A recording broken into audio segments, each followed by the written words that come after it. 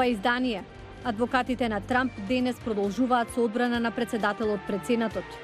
А како пак новата книга на Болтон би можела да ја промени постапката за импичмент?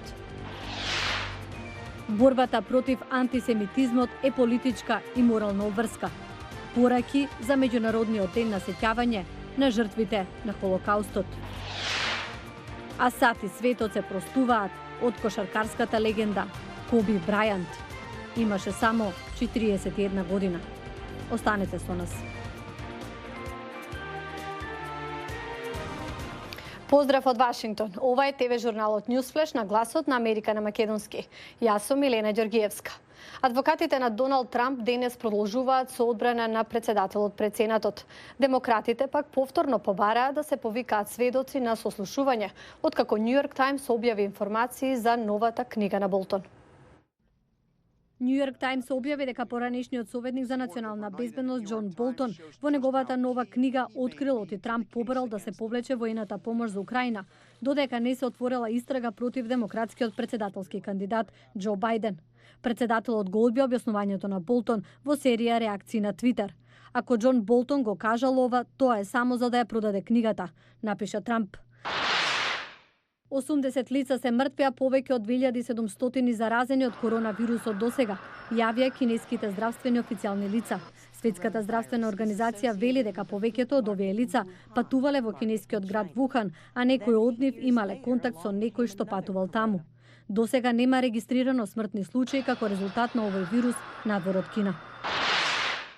Најмалку 38 се мртви при земјотресот што го погоди источниот дел на Турција во петок вечерта. Владините официјални служби соопштија дека повеќе од 1600 лица биле повредени, од кои 13 се наоѓаат на интензивна нега. Спасувачките екипи изјавија дека досега успеале да извадат 45 луѓе заглавени под урнатините. А САД се уште во шок по смртта на НБА звездата Коби Брајант, кој вчера загина во хеликоптерска несреќа во близина на Лос Анџелес. Имаше 41 година. Меѓу загинатите и неговата 13 годишна ќерка Џана. Доцна синоќа и илјадници луѓе се собраа пред центарот Стейплс во Лос Анџелес, арената на домашните надпревари на Лейкерси. Поранешниот играч на Лейкерс е познат по често користење на хеликоптер од неговиот дом до салата Стейплс со цел да го избегне сообраќајниот метеж во метрополата. Истрагата за причините за несреќата е во тек. Повеќе информации за Коби Брајант можете да најдете на нашите социјални медиуми. А ние продолжуваме со постапката за импичмент на Трамп, која неделава влегува во нова фаза. Араша Рабасади известува. Неделава во Вашингтон, сенаторите ќе гласаат дали да дозволат сведоци и документи кои досега беа чувани во тајност од Белата куќа. Одбраната во саботата го отвори својот случај. Несогласување со одлука на председателот или со тоа чеј совет тој ќе прифати, не е доволно за импичмент. Сенатот никогаш не симнал председателот функција по импичмент. Тие бараат од вас да направите нешто што ниеден сенат не го направил и го бараат тоа без докази. Демократите велат дека инструкциите на председателот за оглушување на судските покани и барања за документи правила обструкција на истрагата за наводната злоупотреба на позицијата во врска со телефонскиот разговор со украинскиот председател, каде изгледа дека Трамп барал од него да поведе истрага за политички ривал во замена за воена помош. Прашањето за вас е, дали е во ред председател да задржува пари на даночните обврзници за наш сојузник за лична политичка корист? Дали е во ред председателот да ја жртвува националната безбедност за негов избор? Демократите бараат од Сенатот под контрола на републиканците да повика сведоци кои имаат знаење од прва рака за споменатиот телефонски разговор, но некои републиканци велат дека тоа не е нивна работа. Изгледа како да бараат од Сенатот да биде специјален советник, да истражува. Тоа не е задача на Сенатот. Сенатот треба да води судење. Представничкиот дом всушност собира информации за импичмент. Ние работиме со тоа што тие ни испратиле. Демократите велат дека администрацијата на Трамп направила да е невозможно собирањето информации. Бараме 4 сведоци. 0 сведоци плюс 0 докази е еднакво на 0 правда. Не можете да имате судење без сведоци. Председателот, кој со месеци импичментот го нарекуваше измама, сега е за сведоци, но не поранешниот советник за национална безбедност Џон Болтон. Тој знае како размислувам, што мислам за лидерите.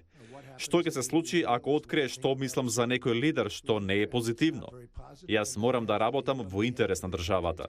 Тоа многу ќе ми ја отежне работата. По аргументите на тимот за одбрана на председателот, сенаторите имаат можност да постават писмени прашања до тимовите на обвинението и на одбраната, што ќе бидат гласно прочитани од главниот судија на Врховниот суд. А како се шири новиот вирус во и надвор од Кина, кој досега уби најмалку 80 лица од објаснувањето во продолжение? Керол Пирсон со деталите. Во нивната држава и во странство се проверува дали имаат температура и други симптоми на новиот респираторен вирус. Вирусот е коронавирус, наречен така зашто изгледа како да е опколен со круна. Обичната настинка е еден пример на коронавирусот, но такви се и смртоносните респираторни вируси.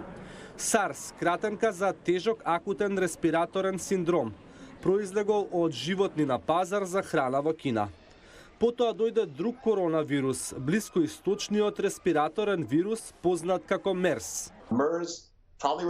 MERS најверојатно дојде од лилјаци, но сега е ендемичен меѓу камелите низ целиот Блиски исток и од камели се префрла на луѓе.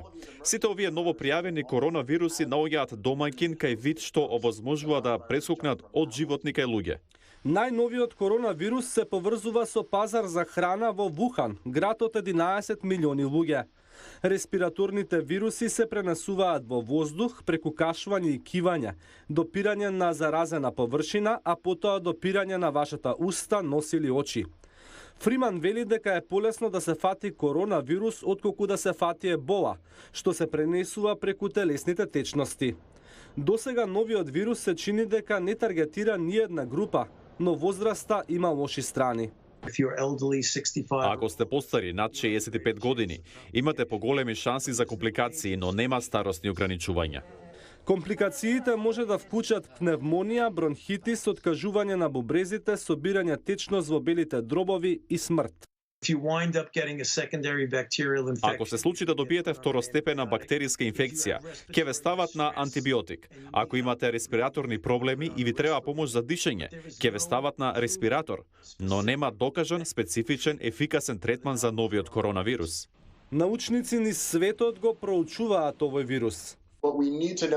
Тоа што треба да дознаеме е од каде доаѓа. Следните чекори потоа се како се однесува вирусот, што прави, како предизвикува болест. Треба да развиеме диагностика за да знаеме како се шири во заедницата.